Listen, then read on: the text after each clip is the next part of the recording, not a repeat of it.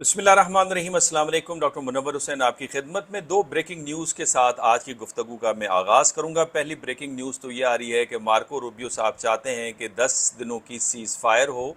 Iran के पास ये message भिजवा दिया गया है और इस सारे ज़मीन के अंदर पाकिस्तान की सफारतकारी भी काफ़ी तेज़ तुंद किस्म की चल रही है ताकि जो सीज़ फायर है और मेमोरेंडम ऑफ अंडरस्टैंडिंग है उसको दोबारा ट्रैक पे लाया जाए। कुछ अमेरिका के थिंक टैंक के लोग अलबत्ता ये कहते हैं कि पाकिस्तान के जो प्राइम मिनिस्टर हैं वो एक्सपोज हो गए हैं इस सूरत में कि ये सीज़ फायर नाकाम हो चुका है, लेकिन उन्हें ये समझना चाहिए ये बात करने से पहले कि पाकिस्तान ने कोई इसके पैसे नहीं लिए थे। पाकिस्तान चाहता था कि रियली अमेरिका भी इस जंग से, इस दलदल से बाहर निकले और ईरान भी निकले और जीसीसी ममालिक भी निकले और ख़ित्ते के अंदर एक पुरअमन इन्वायरमेंट कायम हो। अदरवाइज़ इससे पाकिस्तान का कोई लालच नहीं है। लेकिन दूसरी जो खबर है वो जनाब खबर ये आ रही है कि जो बाबल मंदब है वो बंद होने जा रहा है और ये ऐलान कर दिया है मलेशिया, यमन की, जिन्होंने कहा है कि वो सऊदी अरब के लिए स्पेशली बाबल मंदब को बंद करने जा रहे हैं बिकॉज सऊदी अरब ने अटैक करवाया था सना एयरपोर्ट के ऊपर। उसमें कहा जाता है कि पाकिस्तान ने इंटरवीन करके सऊदी अरब को समझाया कि इससे मामलात मज़ीद बिगड़ सकते हैं और लिहाजा फिर आधे घंटे के बाद हमने देखा कि सना एयरपोर्ट खुल गया। लेकिन जो मोबिलाइजेशन है इस मलेशिया की एक जंग के लिए, उसकी तैयारियां शुरू हो चुकी हैं। ये बहुत अहम बात है। अलबत्ता जो मार्को रूबियो साहब कहते तो हैं 10 दिनों की सीज़ फायर चाहिए, लेकिन उनके जो बयानात हैं एयरपोर्ट के ऊपर वो बड़े ख़तरनाक हैं। वो सीज़ फायर जैसे लगते नहीं हैं। वो कहते हैं कि जी स्ट्रेट ऑफ हॉर्मुज़ जो है वो बेसिकली इंटरनेशनल वाटर है, तो सारी दुनिया को इकट्ठे होना पड़ेगा और सारी दुनिया एक पॉइंट पे जमा हो रही है कि इस इंटरनेशनल वाटर कोर्स को खुला रहना चाहिए। बिल्कुल आपने सही फरमाया। ये पहले तो मसला नहीं था, ये तो मसला आपके अटैक की वजह से हुआ है और बार बार जो नेगोशिएशन करने के दौरान आप हमला कर देते हैं और किसी भी एग्रीमेंट को आप खातिर में नहीं लाते, चाहे वो JCPOA हो या फिर ओमान की सरबराही में जो बदर अल बुसैदी की सरबराही के अंदर जो टॉक्स हो रहे थे, जिसके बारे में अब्बास इराक़ची साहब ने एक इंटरव्यू के दौरान बताया कि जनाब उन्होंने हमें इत्तला दे दी थी कि बातचीत तो चल रही है और वो कोशिश भी करेंगे JD वैंस साहब के साथ मुलाकात हो जाए, लेकिन वाशिंगटन हमला करने के मूड के अंदर पूरा नज़र आ रहा है। तो आपने बारहा तोड़ा और इस मेमोरेंडम ऑफ अंडरस्टैंडिंग को भी आप ही ने तोड़ा ना। अगर ईरान ने 2 GCC ममालिक के वैसल पे हमला किया था, पहला पॉइंट तो ये है कि वो वैसल जो हैं वो GCC ममालिक के थे, आपके तो नहीं थे, तो आपको उसके जवाब में डिसप्रोपोर्शनेट हमला करने की ज़रूरत क्या थी? आप तो एक एग्रीमेंट के अंदर थे, आपको तो हमने रेस्क्यू किया था, इस दलदल में से निकाला था। आपके पास तो एम्यूनिशन सप्लाईज का मसला है, आप तो फाइटर जेट्स के साथ इस वक्त हमला नहीं कर सकते, ड्रोन्स का आप मैक्सिमम इस्तेमाल कर रहे हैं और आज के दिन भी 4 जो MQ-9 ड्रोन्स हैं वो ईरानियों ने गिराए हैं। मार्को रूबियो साहब कहते हैं कि जनाब Iran is a rich country, one of the reason why Iran is in shambles is because every penny that this regime ever gets, be it through sanctions relief or through the oil they are able to get out, they invest in Hezbollah, they invest in Hamas. They should be spending billions of dollars building their country, but instead they use it to sponsor terrorism. जनाब बात यह है कि जब आप गहरा तंग करेंगे, 45 साल आपने सैंक्शंस लगाए, ये इसे हम कहते हैं प्रिजनर डायलेमा इंटरनेशनल पॉलिटिक्स में। आपने ऐसा गहरा तंग किया, ईरानियों को पता था कि जंग उनकी मेनलैंड के ऊपर आएगी, तो उससे पहले उन्होंने अपना एक सिक्योरिटी जाल बनाया और जाल उन्होंने नहीं बनाया, वो जाल पहले से तैयार था, जस्ट उन्होंने उस जाल को एनिमी ऑफ माई एनिमी के प्रिंसिपल के तहत उनके साथ कोऑपरेशन शुरू किया और जंग आने से पहले उसको वहीं पे रोका। ये उनके शहीद जो रहबर थे आयतुल्ला खामनई, उनका भी ये प्लान था, उनका भी ये आइडिया था और जनरल कासिम सुलेमानी जो थे उनकी का भी ये डॉक्ट्राइन था कि ईरान आने से पहले जंग को बाहर हमें रोकना चाहिए और फिर हमने देखा कि वो इफ़ेक्टिव भी नज़र आ रहा है। अगर आप अपनी दुश्मनी को छोड़ दें और JCPOA पे अमल होता तो गालिबन ईरान भी इससे पीछे हट चुका होता। लेकिन इसके अंदर जो किरदार मुस्लिम कंट्रीज़ का है वो बड़ा इंपॉर्टेंट है, स्पेशली पाकिस्तान का, तुर्की का, सऊदी अरब का। पाकिस्तान ने तो मीडिएशन का किरदार अदा किया ना, जिसके बारे में मैंने कहा कि अब वेस्ट का एक इम्पॉर्टेंट थिंक टैंक जिसका ताल्लुक इस वक्त अमेरिकन इस्टेब्लिशमेंट के साथ है, नाम आप खुद ही समझ जाएंगे, वो कहते हैं कि जनाब ये एम्बैरेसमेंट है पाकिस्तान के लिए। मैं कहता हूँ ये पाकिस्तान के लिए फ़ख्र का मुकाम है कि हमने मीडिएशन करवाई, हम जंगों को रोकते हैं, दुनिया की स्टेबिलिटी के लिए काम करते हैं। आप ईरान के फॉरेन मिनिस्टर का सुनिए जो तुर्की का किरदार है, वो कहते हैं कि अमेरिका के अटैक के दौरान ये तुर्किया था جس نے کردش جو آرگنائزیشن تھی نارتھ عراق میں اسے ایران پہ حملہ کرنے سے روکا. تو یہ ترکی کا کردار تھا, بڑا پازیٹیو کنسٹرکٹیو. سعودی عرب کا کردار یہ تھا کہ انہوں نے اسٹریٹجک ایک ریسٹورنٹ شو کی اور اس پہ ہم انہیں اپریشیٹ کرتے ہیں, لیکن یہ جو لاسٹ میں ہوا ہے اور پھر بعد میں پیچھے وہ ہٹے ہیں, لیکن اس سے معاملات کافی دگرگوں ہوئے ہیں. اب اس کے اوپر جناب میں آپ کے سامنے 2-3 چیزیں رکھنا چاہتا ہوں. پہلی چیز تو یہ رکھنا چاہتا ہوں کہ ایران کے جو فارن منسٹر عباس عراقچی ہیں انہوں نے ایک بہت ہی امپورٹنٹ انٹرویو دیا ہے, اور وہ دیا ہے جاوید سبوئی کو. یہ فلم میکر ہیں.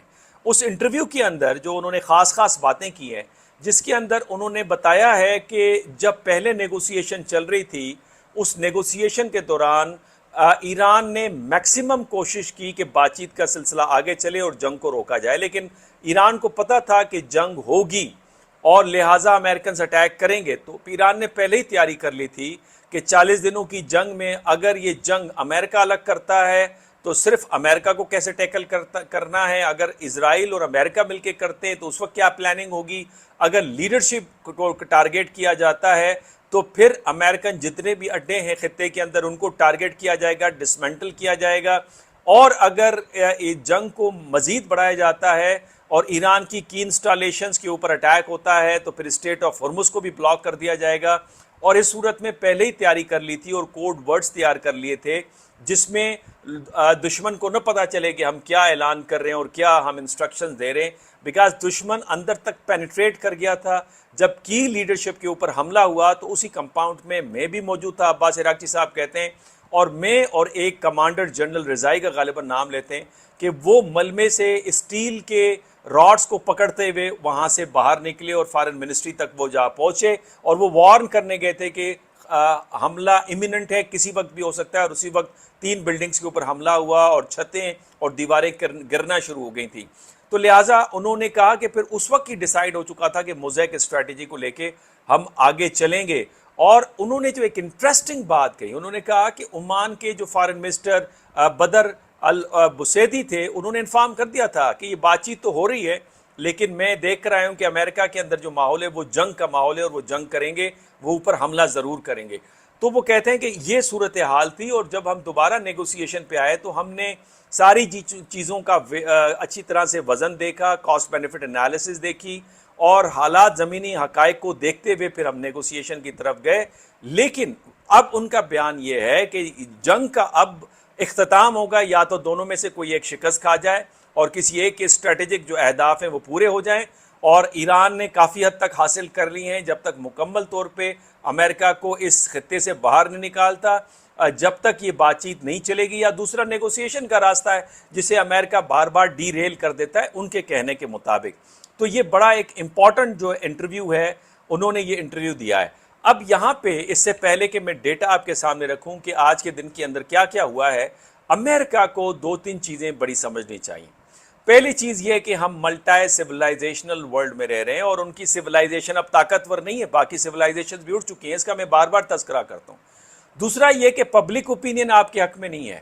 آپ نے باڈی لینگویج دیکھی ہوگی کہ اسپین نے جب فیفا کا ورلڈ کپ جیتا تو اس کے اندر جب وہ کپ ریسیو کر رہے ہیں, میڈل ریسیو کر رہے ہیں اور پریزیڈنٹ ڈونالڈ ٹرمپ کے ساتھ ہاتھ ملا رہے ہیں, تو ان کا باڈی جسچر دیکھیے کہ وہ ویلکمنگ تھا یا بس وہ گزارا کرنا چاہتے تھے. پھر ٹائم اسکوائر نیو یارک کے اندر جو اسپین کے سپورٹرز تھے انہوں نے فلسطین کے جھنڈے اٹھائے ہوئے تھے, اور غزہ میں بڑی بڑی اسکرینیں لگا کے, یعنی اس تباہی کے عالم میں بھی ٹیلی ویژنز ہوٹل کے اندر وہ اسپین کی ٹیم کو جو ہے اس کے بارے میں نعرے لگاتے رہے, اور وہ جشن مناتے رہے جب اسپین کی ٹیم جیت گئی. اور پھر خود ایران کے اندر اسپین کی ٹیم کے لیے بڑے زبردست قسم کے جذبات نظر آئے. تو وہ اسپین جو کہ جس کا ایک اسٹانس ہے کہ یہ غزہ کے اندر جو کچھ ہوا, ایران کی جنگ جو ہو رہی ہے اس میں یورپ کو حصہ نہیں بننا چاہیے, اور ہر قسم کے تعلقات اور معاہدوں کی مڈل ایسٹ میں اس کنٹری کے ساتھ جو یورپ کے ہیں اس سے منسوخ کرنے چاہیے جو اپنے آپ کو گریٹر بنانا چاہتا ہے, اس سے چیزیں بہت حد تک ہمیں واضح نظر آتی ہیں. اس کے ساتھ جناب محمد باقر غالیباف جو ہیں ان کی بڑی امپورٹنٹ اسٹیٹمنٹ ہے, وہ ان کی میں انگریزی میں پڑھتا ہوں پھر آپ کو اردو ترجمہ بھی بتاتا ہوں. وہ کہتے ہیں کہ Americans keep bringing new military equipment to the region and claim they are after stopping the war. They have bet on our intelligence being as brief as their own IQ. We have reached the stage of mastery in recognizing these American games, and on the basis we have prepared ourselves, actions must confirm claims, not contradict them. یعنی ایک طرف وہ کہتے ہیں کہ ہم جنگ کو روکنا چاہتے ہیں، 10 دن کی سیز فائر، دوسری طرف نئے اکوپمنٹ آ رہے ہیں. اور ادھر امریکہ کا پرابلم یہ ہے کہ ان کے پاس روبسٹ وار مشین تو ہے، ایمونیشن نہیں ہے. میگزین ڈیپتھ پرابلم آ گیا ہے. میں نے کئی دفعہ بتایا ہے کہ ایک ہفتے پہلے امریکہ میں ایک بیٹھک ہوئی ہے جس میں ایمرجنسی میں ایمونیشن کی پروڈکشن کی بات ہوئی ہے، بیکاز امریکہ کے اپنے دفاع کے لیے ایمونیشن نہیں بچا. پھر آپ دیکھیے کہ امریکنز کا خیال تھا کہ اگر کویت، بحرین، سعودی عرب کے اڈوں سے اور یو اے کے اڈوں سے وہ اپنے میرینز کو انہوں نے شفٹ کیا جارڈن کی طرف اور سیریا کی طرف اور اسرائیل کی طرف، کہ وہاں پہ یہ محفوظ رہیں گے. لیکن اس دفعہ آپ نے دیکھا گریس سے لے کر جارڈن اور سیریا کے امریکن اڈوں کو بھی نشانہ بنایا، جس پہ کرنل ڈگلس مکریگر نے کل کی ٹویٹ کے اندر بتایا کہ جناب تقریباً 375 یا 74 میرین زخمی ہیں اور 14 کے مڈ جولائی میں 14 کے قریب کیجولیٹیز ہو چکی ہیں. اور اس کے علاوہ جو ان کا ایئر ڈیفنس سسٹم ہے وہ بہت بری طرح ٹارگیٹ ہوا ہے، ایمونیشن ٹارگیٹ ہوئی ہیں. تو یہ سارے معاملات ہیں. یہ چھوٹی سی میں آپ کو ویڈیو دکھاتا ہوں، یہ ویڈیو دیکھ لیں، اس کے بعد میں چاہتا ہوں کہ آپ کو اور بھی چیزیں دکھاؤں گا. یہ آپ نے دیکھا، اب یہ ٹائم اسکوائر ہے امریکہ میں جہاں پہ یہ جلسہ ہو رہا ہے. یہ جو سپورٹر ہے اسپین کے وہ جشن منا رہے ہیں اور فلسطینین جھنڈے لے کر وہ لہرا رہے ہیں. آج کی جو کارروائی ہوئی ہے جناب، اس میں امریکہ نے جو ساحلی علاقے ہیں، بندر عباس ہے اور خلیج کے قریب کر جس میں بندر محشر ہے اور تبریز ہے، ان کو نشانہ بنایا. تو ایران نے بھی 2 ٹینکرز کو جو کہ بیچ کے راستے کو، جو خطرناک راستہ ہے جس کے بارے میں ایران کہتا ہے کہ انہوں نے مائنز بچھائی ہوئی ہیں، وہاں سے گزرنے کی کوشش کر رہے تھے، ان کو شارٹ وارننگ جاری کی گئی اور پھر ان کو داخلے سے روک دیا گیا اور ان کو وہاں سے خارج کیا گیا. اس کے علاوہ کہ وہ میلیز آئل ٹینکر ہے جسے ایران نے نشانہ بنایا ہے، اور ٹرمپ جو ہے وہ یہ کہتے ہیں کہ ہم ایران کے جو جوہری ہتھیار ہیں اس کو روکنے کے، ختم کرنے کے لیے کاوشیں ڈال رہے ہیں، جبکہ ان کے اسٹیٹ سیکرٹری کہہ رہے ہیں کہ ہم 10 دن کا سیز فائر چاہتے ہیں. تبریز پر جو حملے ہوئے ہیں، ایران کا کلیم یہ ہے کہ یہ اردن اور کویت کے اڈوں سے ہوئے ہیں.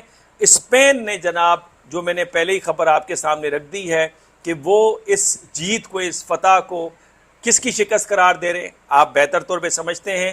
ایران نے یہ بات کی ہے کہ جس کا جو واٹر ڈی سیلینیشن پلانٹ تھا، جسے 48 گھنٹے سے پہلے ورکنگ کر لیا ہے. 10 جو ہزار لوگ ہیں وہ اس پانی سے مستفید ہوتے ہیں. 48 گھنٹوں کے اندر ایران نے تقریباً 4 MQ-9 ڈرون میزائل گرائے ہیں اور جن کی لاگت اور قیمت کم از کم $30 ملین ایک کی بتائی جاتی ہے. تو یہ آج کے معاملات ہیں. فردر جس طرح سے معاملات آئیں گے میں آپ کی خدمت میں رکھوں گا. اجازت دیجیے، اللہ نے